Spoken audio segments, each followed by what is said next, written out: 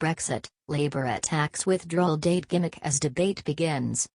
Labour is to demand that Prime Minister Theresa May withdraws her Brexit legislation amendment which would set the day of EU departure in law.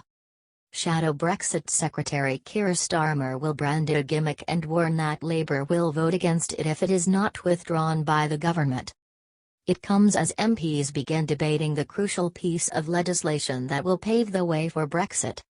The European Union withdrawal bill will end the supremacy of EU law.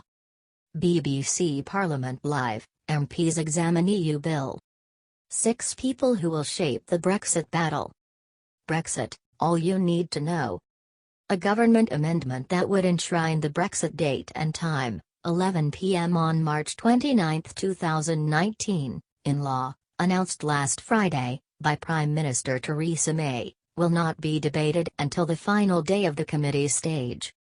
Keir Starmer said Labour accepted that Britain would leave in March 2019, but setting a date in law was a desperate gimmick that was about party management, not the national interest. The government's amendments to their own bill would stand in the way of an orderly transition and increase the chance of Britain crashing out of Europe without an agreement.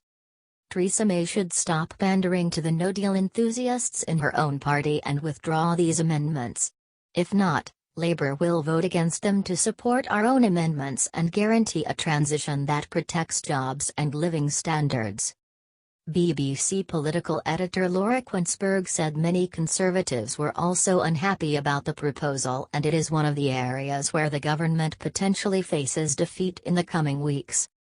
David Davis said on Monday that MPs would be able to debate and vote on any agreement negotiated with the EU by the government, because, he said, the government had decided that the Brexit deal would have to become law via an Act of Parliament.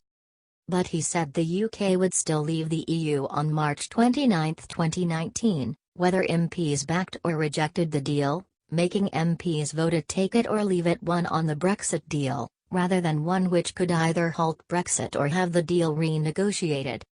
The promise of a vote on any final deal was welcomed by Labour and some Tory backbenchers on Monday, with Keir Starmer calling it a significant climb down from a weak government on the verge of defeat.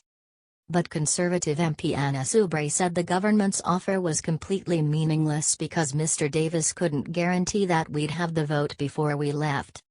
And if the government failed to reach an agreement with the EU on its post-Brexit relationship, Parliament will have no say at all, she added.